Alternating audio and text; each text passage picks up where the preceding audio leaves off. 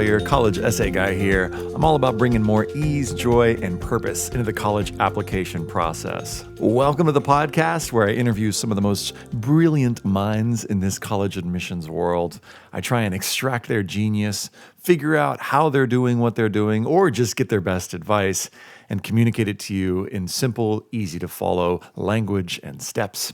My goal here is to go beyond the basics, and you'll see that's true especially in this episode, figuring out what are the inside things, the things that you may not be able to read on some other website, and bring it to you in a fun way. So, today's guest is Jodi Oken. She is rad, as you'll soon see. She's a huge Twitter star. She's got over 150,000 followers, people interested in what she has to say. She worked in the financial aid offices at Occidental, also known as Oxy, and Pitzer. I'll tell you more about her in just a minute. Get your pen and paper ready because on this episode, we talk about the first thing you should do if you receive a financial aid award letter and you're disappointed.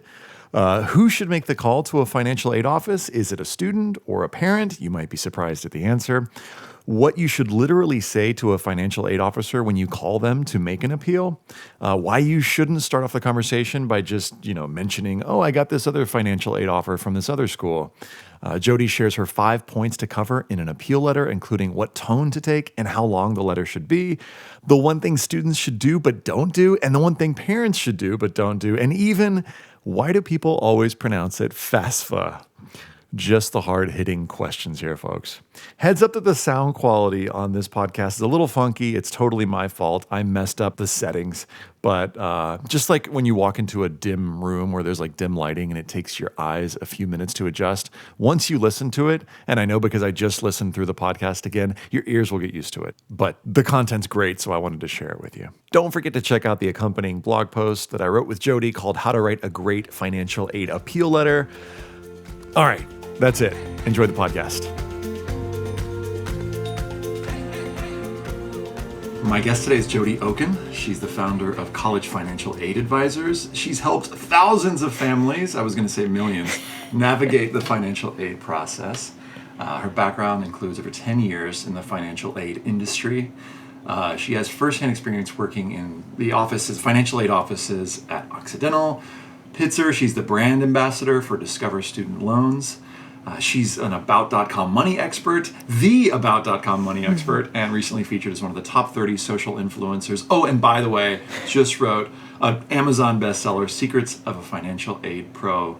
Ladies and gentlemen, Jodi Oken. Jodi, welcome to the podcast. And a formal curtsy. Thank you very much.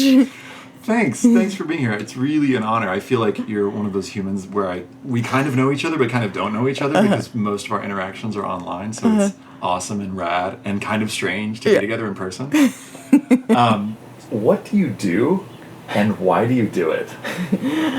What do I do? So I help families understand the financial aid process. So when I started working in financial aid, I felt that there was a huge disconnect between the colleges and the families and the way financial aid worked. And because I come from this college background, I have this passion. So when you hear me talk about it, I'm so passionate about trying to explain this complicated, nerve-wracking system to families so that they can feel more relaxed and breathe. And so that's sort of what drives me. I'll help anyone just understand it. And I've opened so many doors for families. I feel blessed. Tell us about your book. My book. So I'm an author, and I'm so humbled when people say, oh my gosh, I just read your book. But I did the project because I really wanted to write an evergreen book. I did not want to write a book, a how-to book. I wanted to write a book of real family stories that have happened in my career, and then give them sort of springboard points of how to start that in middle school, high school, and millenniums. I'm kind of really into this after college experience. And so it was going to be a book that lasts forever, and it was a dream come true, and I love the process. And so I have a book now. Yeah. What do you feel like you really got right in the book? Like, what do you feel like you nailed? I want it to be a digestible book, and everyone who's told me that they read it loved the formatting, and that was really key for me. When you're a writer and you're writing a book, you have a specific way of writing, and they thought, the white space and the homework and the things that we did, they said, I read it in one night and it answered all the questions I had, and that is the best feedback I think an author can ask for. Awesome. So I want to get into, because people might say, well, I have expertise in the financial industry, but financial aid industry is so particular and so perfect for what we're talking about today. I'm going to start off with a really broad question, but what has working 10 years in the financial aid industry taught you? It's taught me, that there's multi-sides to financial aid. So, as we know, in the United States, there's blended families that come from, have all different kinds of facets. And so there's not one form or one program that fits so many different kinds of families. So it's taught me to be open, listen to everyone's situation and scenario, and to find out how best for them to apply for financial aid at the colleges that their students, whether we have student listeners or parent listeners, just for kind of create plan A for them. And I like that. It's all different. Right. That's good. It feels that what the college essay feels like is like you kind of don't know what you're getting. Mm-hmm. There are some buckets, right, kinds of things, but each person's different. Yeah. So today I want to focus on the particular challenge or problem or area of financial aid award letters and appealing those. And then I want to talk to Jody about all sorts of other things and have her give up her best her best secrets. You can find them in her book, but I'm going to see if I can get her to give up even more goodies. Let's talk about this. So student A is accepted into their college. They're super stoked. And then they get the financial aid award letter and they go, uh-oh. Right. What do they do? Like what's your advice to students who have that uh-oh moment in terms of their financial aid award letter? So I think the uh-oh moment, I'm a fan of breathe. Take a breath, exhale. If that was your first one, if that's the first aid award letter that came in and that was your first admission, I would say celebrate the moment. Just take a minute and then look to see the other letters that are coming in. Depending on your list, the student's list, so if we have student listeners or counselor listeners, depending on the list that they had, they're going to have different kinds of letters. So you're going to want to compare whether they're state schools or public schools and privates to see what's going on. And if they're all relatively the same, then, what needs to be done? Can you go to that school? Has the student had a conversation with the parent or the parent had a conversation with the student to see what's the budget here? And then maybe the question is there money on the table and can we go back to the college? Got it. So there's even stuff before you pick up the phone and call the college that you can do. And as you mentioned, it's looking at, okay, what do we have? Right. What do we have to work with? Right. And I imagine that having that information would be useful when it comes to making that call or writing that letter. Yeah, I'm a fan of the money talk, So in my book, we start off at 8th grade, have you had the money talk? Does the student know, I only have X amount to go to school? Or does the parent say, hey, whatever, we'll make this work because you worked really hard in high school? And I think there's no judging in this. It's just, what are you going to do? Did you fill out the forms right? So all those questions have to happen before you can appeal. And are you going to appeal to all 10 schools or 8 or just your top 3? And what does that look like? So I think there's a lot of questions to be asked beforehand before you can even get to, okay, I'm going to appeal this. Right. So before we even get to the nuts and bolts of writing the appeal or making the appeal, let's rewind for parents, for students who are a few years before, who are wanting to keep from getting to this moment, right? To avoid having to appeal. What are some things that parents and students can do years before to make sure, as much as they can, that they know pretty much what to expect in terms of the financial aid that they're going to get? Yeah, that's a great question. So, first of all, when the child is born, we can start that far back, open a 529. I think as parents, you and I are both parents, you're going to want to save. So we want to try to save as much as we can. And then once your student is in 8th grade, high school, you want to start having that money talk. This is how much we saved. This is about how much, we can afford. And then making sure that they're applying to schools that meet the criteria, not just location, not just size, not just major, but fiscal fit.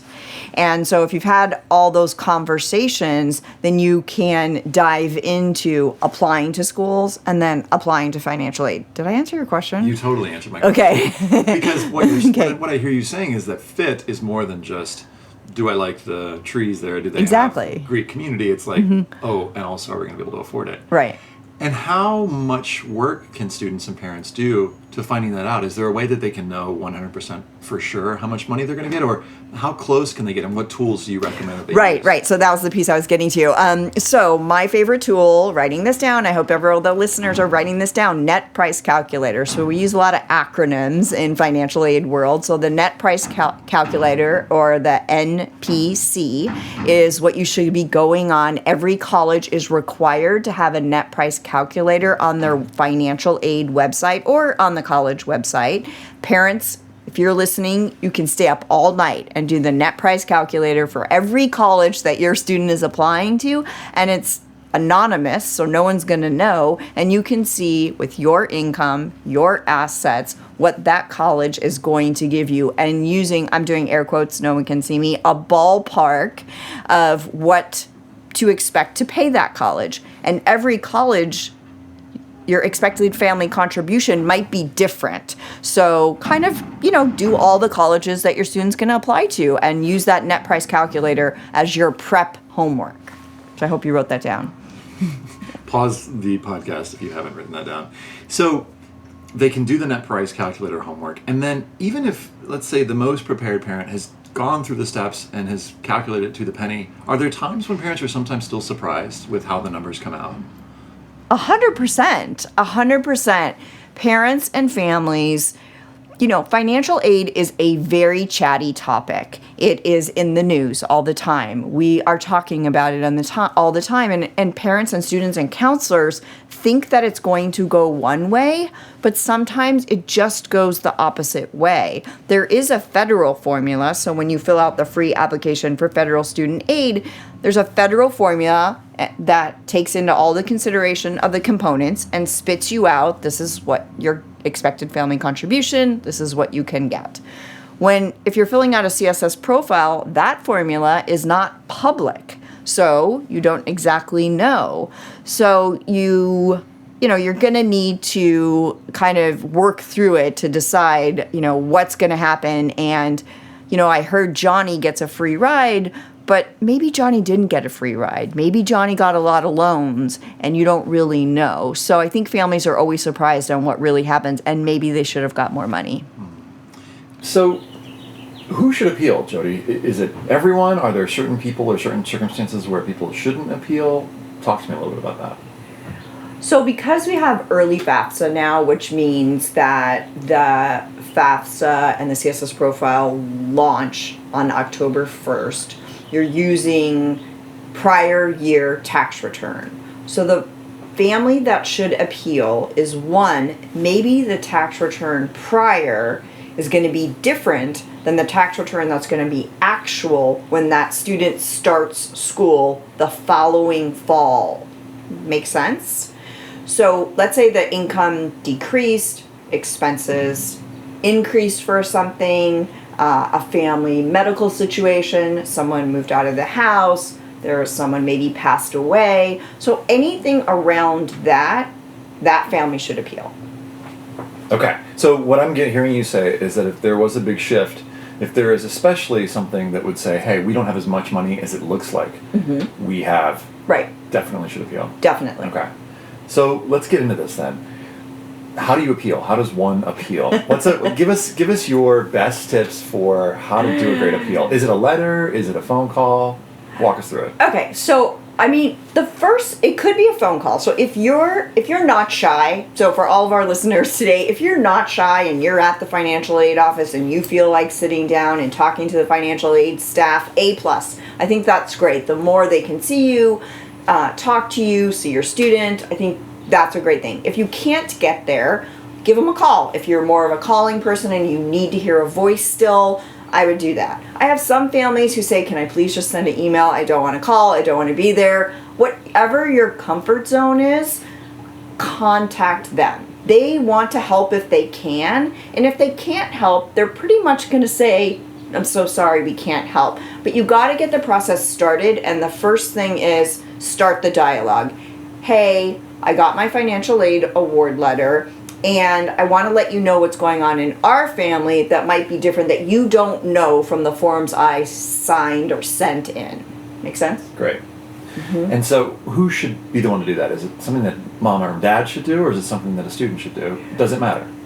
It doesn't really matter. If the family has not brought the student into their financials and that student isn't able to articulate those conversations, then the family should do it themselves. And it doesn't matter whether, mom, dad, or whoever does it, but mostly the custodial parent needs to do it. Got it. And so walk me through that phone call. Like, say I'm somebody who is kind of terrified of making phone calls like this, but I would be willing to do it because it feels like the stakes are so high because I really, really want to go to whatever school. What do I say in that phone call? Yeah, no, I think it's great. Okay, love role playing. So we're dialing. Okay, I have the phone by my ear now and be like, hi, I'm Jody, and my daughter, Bobby, she just applied to your school, and she is so thrilled she got accepted to the school.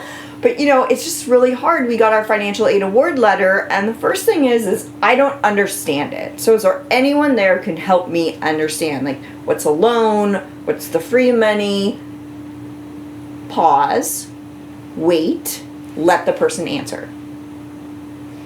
That person's going to tell you something. Either write us a letter, or I'm happy to discuss. Let me get Bobby's file. And then they'll go ahead and tell you, this is what you got, and this is why you got it. And you're listening, taking copious notes the whole time. Once you hear the answer, feel free to say, you know what, I might need a minute to metabolize this. Can I just think about it, or talk to my spouse about it, ask some questions, and then can I call you back? Or if you have questions right away, you can say, well, what about this? And they'll tell you. They will clearly tell you what the next step is, or the process in that office.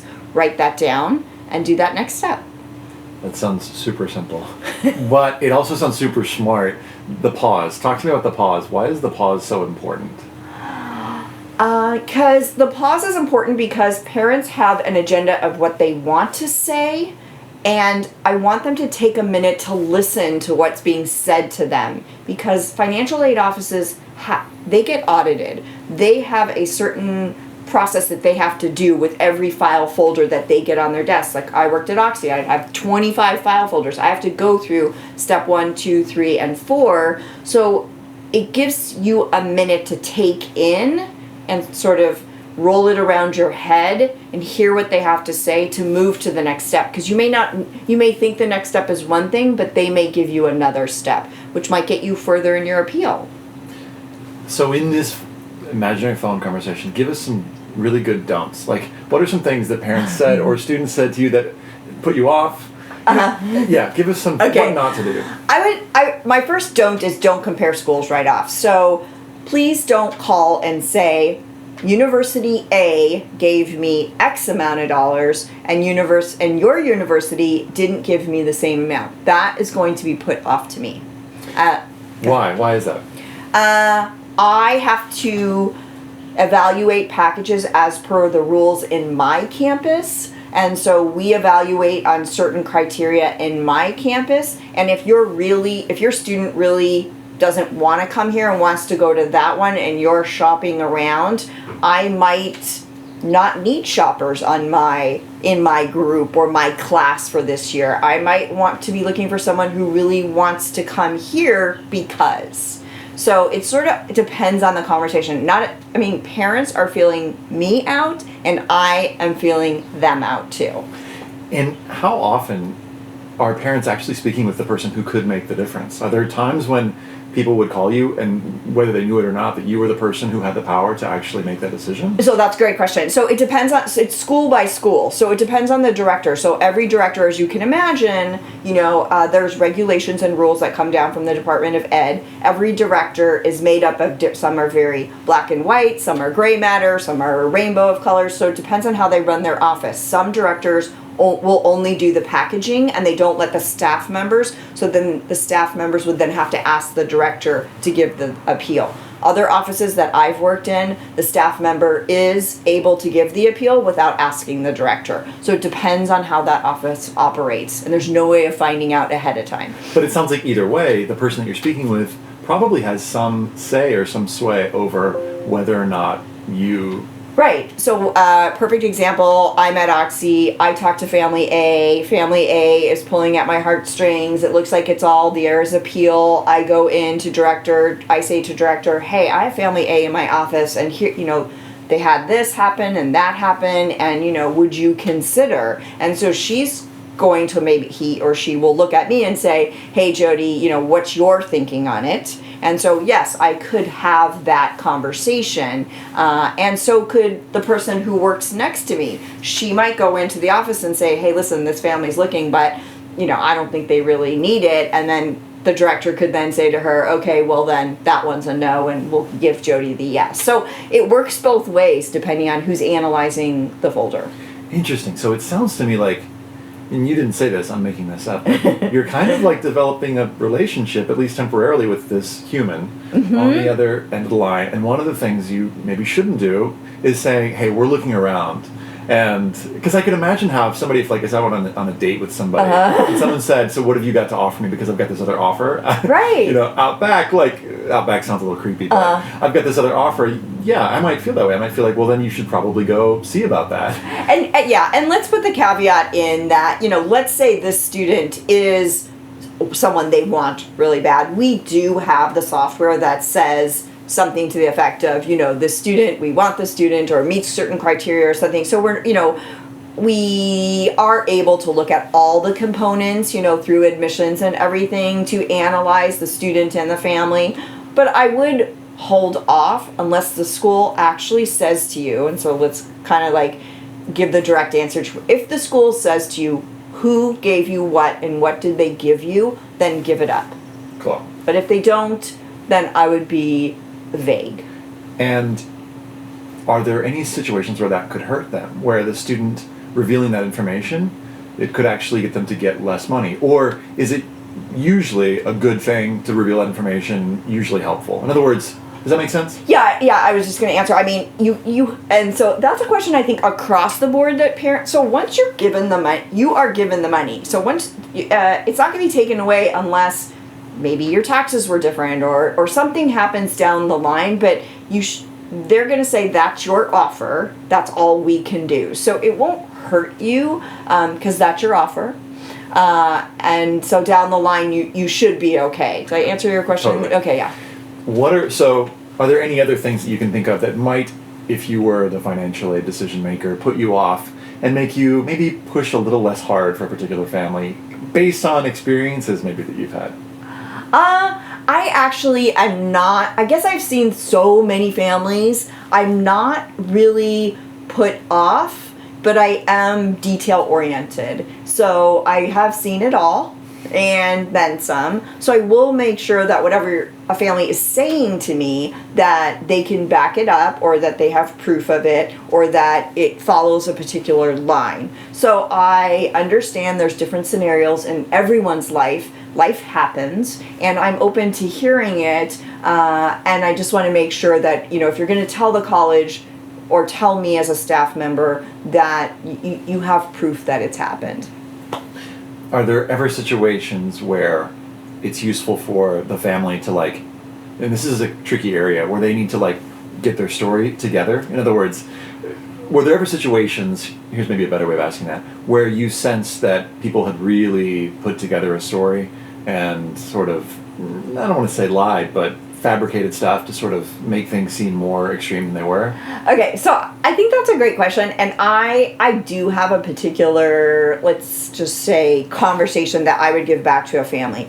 A family wants to get the most amount of money that they possibly can. Some families like to position themselves. I definitely don't work with any kind of families that do that kind of thing. But I want families to understand that if you're doing something to get yourself more aid, sometimes you end up getting yourself more loans in the long run than really getting that free money. So concentrate on what really needs to be done. Tell your story, tell it how it is, and go from there. That is the best advice I have. Great. So what are some, just jumping off that, what are some good do's? Like, what are some things that people should have prepared, say, coming into that conversation, the appeals conversation? So have all your documents ready, have your tax return, have any letters that back up your conversation of why you had a loss of income, or maybe someone passed in your family, or, someone's very sick and you have medical expenses. Bring those in. Go ahead. So just to clarify, people should have documented medical expenses. Mm-hmm. Should they have paycheck stubs? These kinds of things. Yeah. So if you're using the current tax season or the past tax season is what you get awarded on, and now in the current tax season you get your W-2 and you're like, oh my gosh, I made $20,000 less. Show that to them. The colleges have been told from the Department of Ed that once that new tax return has been completed, they can make an adjustment as long as they can show proof. So that's a good thing to know. So if you did make less money in a considerable amount, then let the college know. They're going to be happy to help you if they can, and you have proof of that. Great. So you've walked us through the phone call. Walk us through, let's say the school says, after that second pause, says, put it in an email, send it to this address. Uh-huh. Walk us through a financial aid appeal letter or email. What goes into that? Okay, so I think it's just like a 5-part email.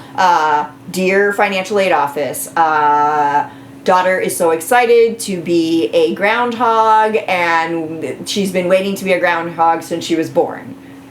2, we completed our financial aid documents, but we think that there's some information that you might need to know that's happening in our family that we weren't able to write on the form. Ooh, I like what you did there. So let's just recap. So one, there's like some sense of like, it's positive, and there's like a sense of gratitude and excitement. Mm-hmm. So we're starting off on a good foot here. Right. And then I love the phrasing. In part 2, there's some information you might want to know. So you're kind of piquing the curiosity. Right. So do you recommend that students get really explicit right there and say, I'm writing, to send an appeal? Or do you think it's okay to be a little bit more vague? Hey, here's some stuff you might want to know. So I'm all about however you write. Like, use your tone of voice. Your tone is going to be different than my tone. Like, I write in bullets. I'm sort of a number girl. I don't write in complete sentences, but some people want to elaborate. I would try to keep it to 1 page, okay? But be specific. Say, my income was this, and now it's this. Or, my spouse is sick, and this is how much we pay. So be specific. Great. In paragraph number 2. Paragraph number 3 can be a wind-up paragraph or additional. Maybe there's 2 problems or 3 paragraphs. And then the last paragraph is, please let us know if there's any documentation or anything else you need from us. We're happy to provide. And please also let us know what the next steps are. We don't know. And thank you very much. She really wants to be a groundhog. How specific, in parts 3 and 4, how specific do you recommend that people be? Do you say, would it be, we just basically need more money? Or, we were awarded X amount of dollars, but given, would someone get as specific as saying, for example, this is how much money we made last year, this year, it's now this much. Exactly. Here are the reasons. Right. Yeah. So don't talk about the award, talk about this is how much we made last year, and this is now what our income is when, Johnny is starting school in the fall. We changed it from Bobby to Johnny, but I hope everyone's keeping up. So yeah, it's exactly, I made this, and now I'm making this. Right. My medical expenses were 0, but now they're 30,000. It sounds like a pretty straightforward, just give us the facts. Yeah. Is there anything besides the facts that you feel like can help folks in terms of their, in terms of making their case? Or is it more of just sort of like, hey, just tell them the real deal and hope for the best? Yeah, my favorite, I think I've said that like 10 times on this podcast. Like, my favorite thing is, so here's another one of Jody isms, which is, I like to keep all the doors open. So if your student has applied to 10 schools and they've done everything they can to gain admissions into that college, and you're helping with financial aid, or counselors who's listening, or students, if you've done everything and you can open all the doors, this is the one time where colleges are actually going to close the door. No one else is going to close the door. So you want to make sure you've done everything and that you never look behind and say, oh, shucks, I should have, applied or asked for more money. Just ask. I mean, they're going to say no if they can't, or they're going to say yes, and here's how you do it. And I want to pivot on that and say, when they say do this, if you can, then you might receive more money. But if you ignore it and don't do it, then that might be the piece where they gave you the opportunity to follow through on these steps, and you need to follow through. Talk to me about timeline. When should folks appeal? And when the school says you need to do X, so these are two questions. Oh gosh. How much time, like how soon should students act on that? So first question, when should students appeal? How soon after they get their appeal letter? Can they kind of... Their financial aid award letter, yeah. Okay, so I think that's a great question. So now that we're in early FAFSA, things are... What I'm saying now is we're in a change year, so it kind of might flush out a little bit, but the minute you get your financial aid award letter, or several of them, let's wait till you get a few so you can kind of see how it's going, you can go ahead and appeal if you have something to appeal. If it's just because you feel like you want more money, that might not work. You have to be able to show that something changed from the time you filled out the forms. So the correct answer is ASAP. So appeal as soon as possible and follow all the directions they're telling you. My sense is that when somebody in this situation, when a financial, aid officer says, you need to send us this, that there's a ticking clock. Is there a ticking clock?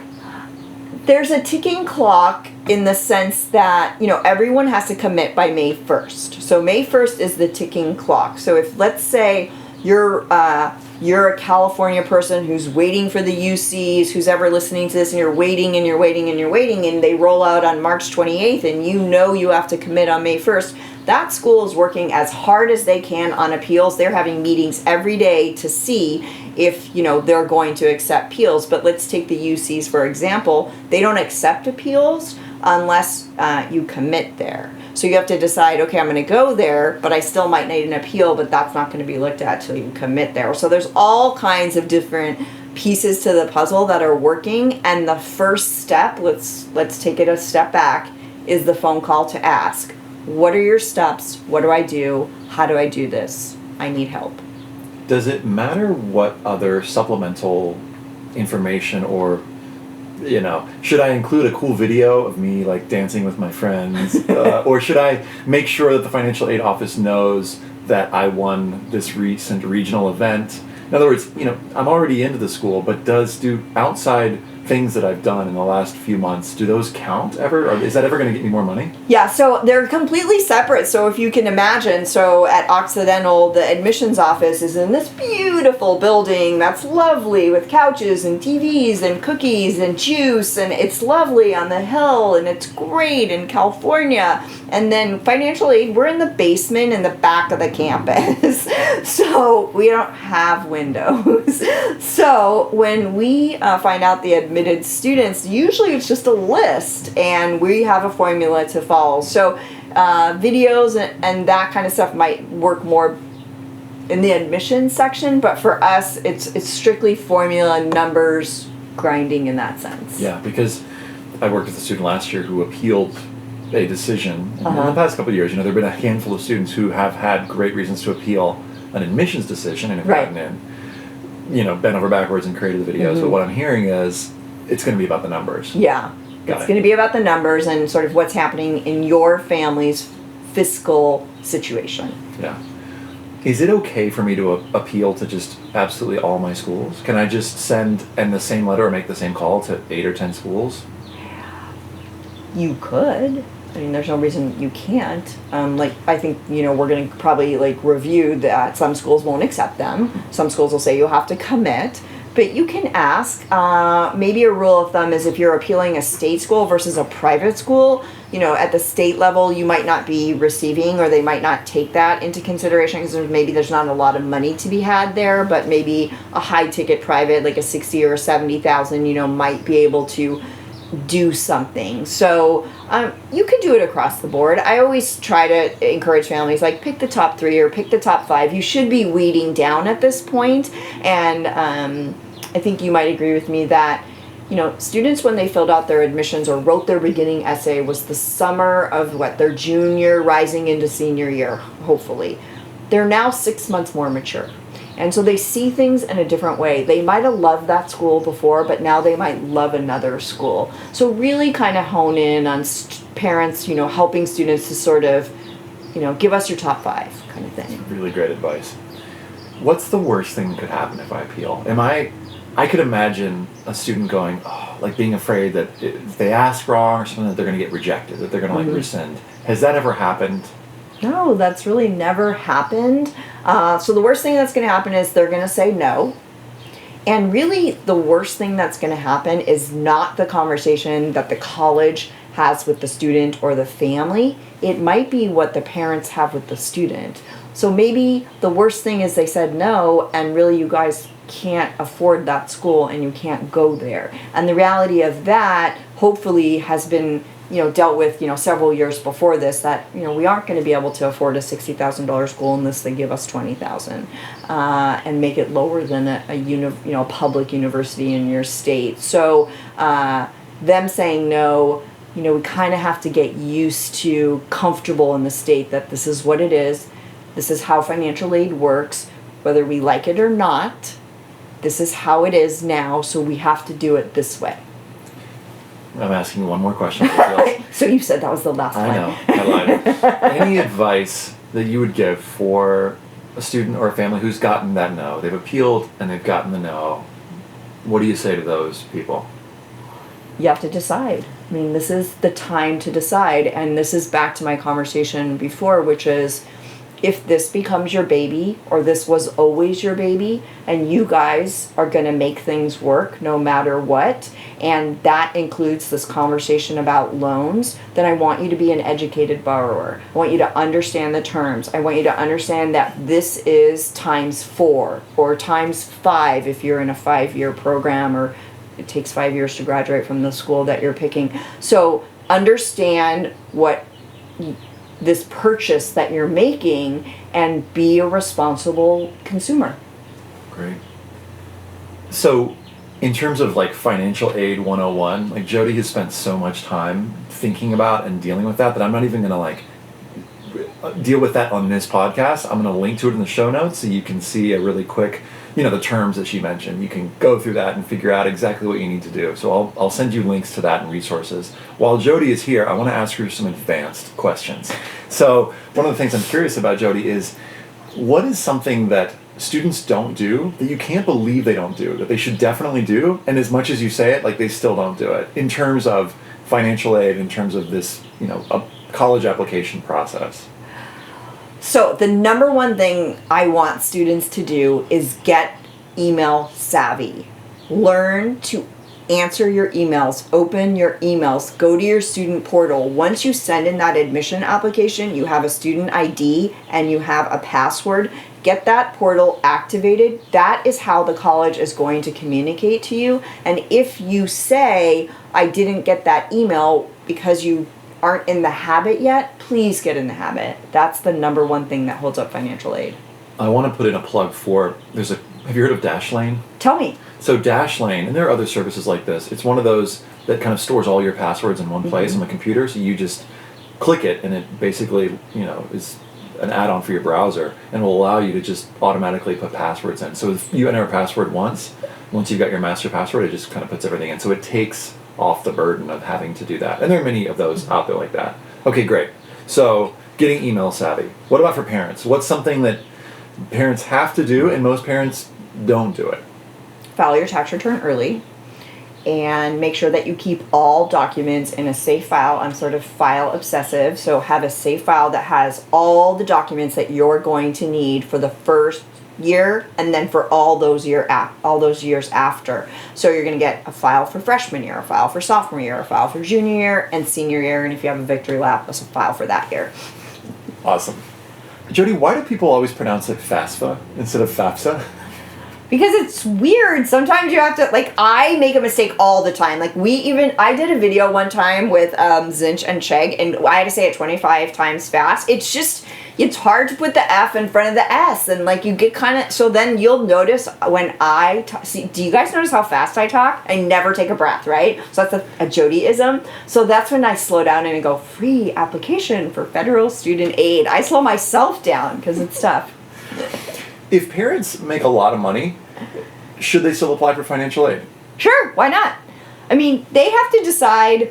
So a lot of money is one thing. So we're not going to really talk about on the podcast like what a lot of money is. But some parents will say to me, hey, Jody, listen, I don't want to change my lifestyle. I want to make payments because, every college has a payment plan. So you can make payments. And I just want to kind of do this on my own time. So if that's the case and you do want to take out a Parent Plus loan, the Department of Ed owns the free application for federal student aid. So in order to take out those loans, and we're certainly not pushing loans on this, podcast, but we're saying if that's how you want to do it, then you have to fill out the form in order to make the payments the way you want it to be. Talk to me about this IRS tool. Oh man, it's going so well. Early FAFSA, I'm a fan. Prayer hands emoji, everything, thumbs up. I was a fan. I'm still a fan. Actually, I'm still a fan. I'm bummed. The IRS tool was one of the selling points for early FAFSA because parents and families would have their FAFSA done. They were able to link to the IRS, pull their information in. Their FAFSA would then become verified. And what that means, let's take a step back, what that means for colleges like Occidental, we'll just use them as an example. Sorry, Oxy, I love you. But we'll use them as an example. We're a hard copy school, so we have to get everyone's tax returns and verify that the parents had done it. But now that the IRS was doing it for us, it cut down on a lot of work. But the IRS tool is broken, and it is broken from now until the end when commit day is May 1st. What that means for families is, number one, I'm going to give you tips, you guys, so you can write this down while you listen because I know you're super coordinated. So the one thing is you're going to have to put in your information, tax information, in a manual way. Just type it in. And then you may have to send your tax return to the school, and you may need to order an IRS transcript. So you just Google it, order IRS transcript for the year that you're applying for. And so that's all it means. The IRS found out that there was a lot of identity theft out there, and the tool, was not safe. So they had to shut it down. Gotcha.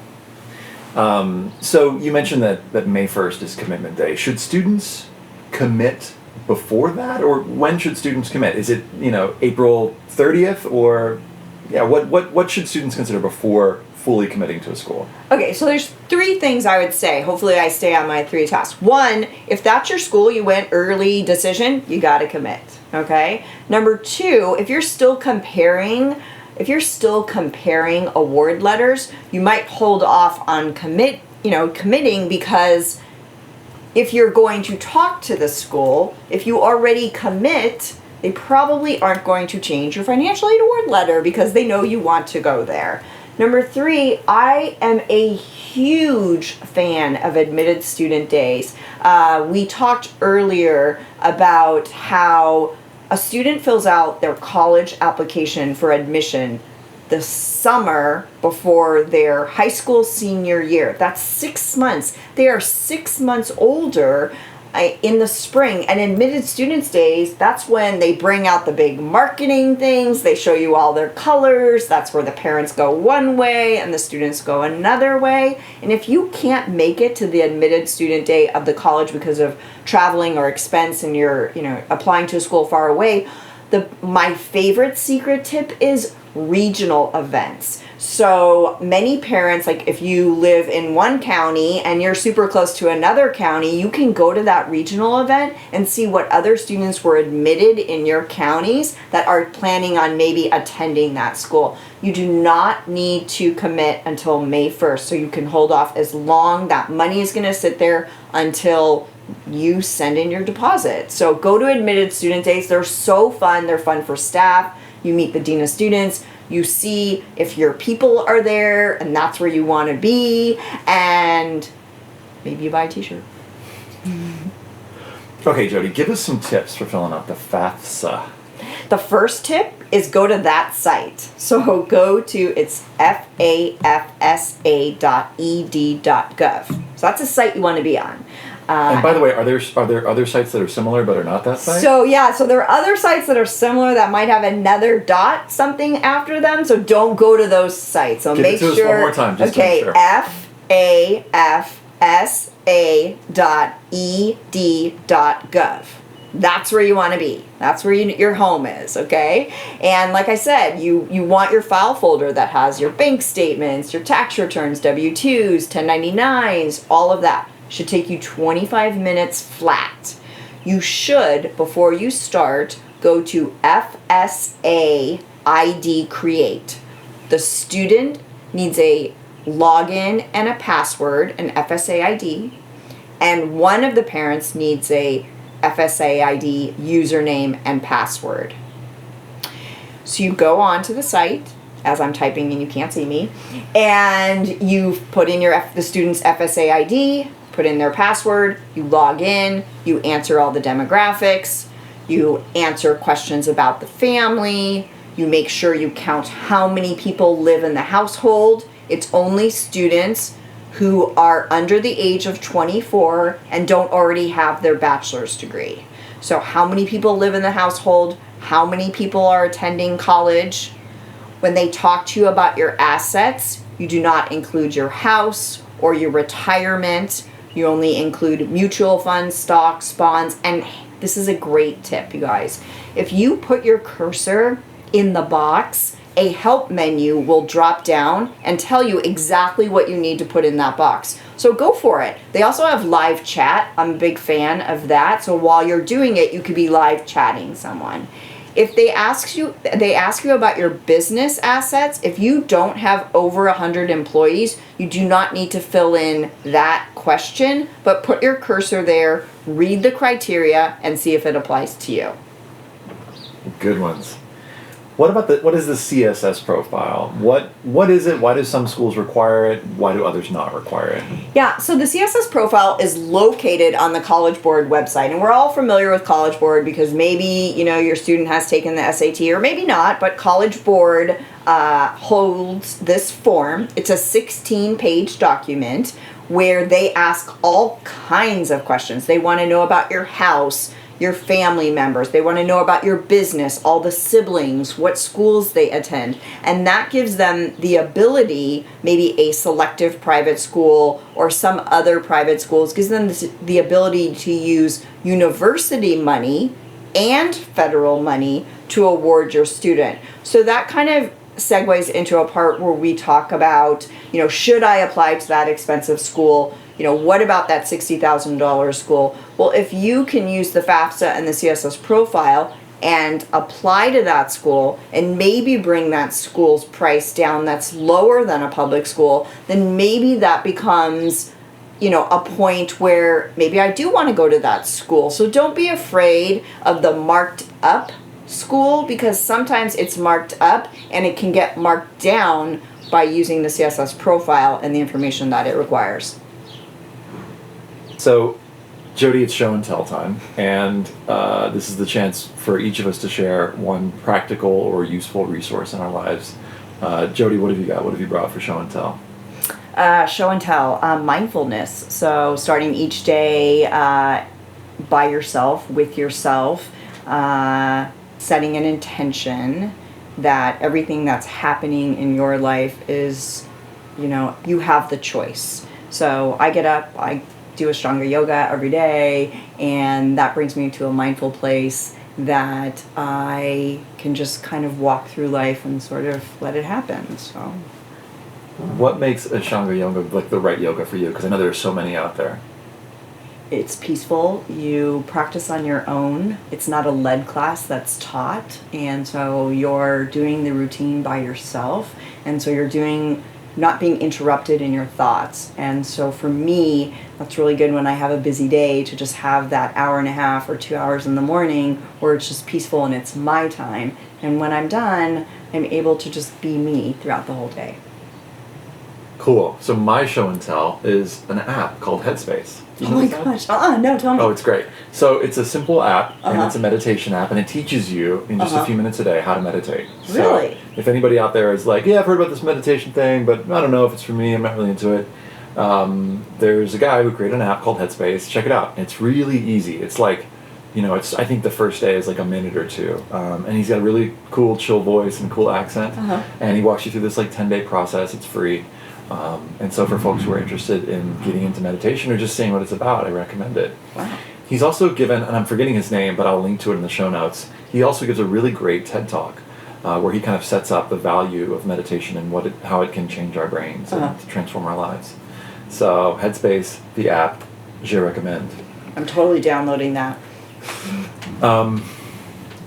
If there's one thing that you'd like students or parents or even counselors and teachers to remember that you said, what is it?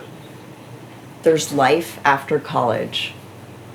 It's not all about where we get in the first day of college, but life goes on and it happens. And so enjoy it. It's going to go by fast, and don't blink because it's going to go by so fast, and more wonderful things are going to happen too.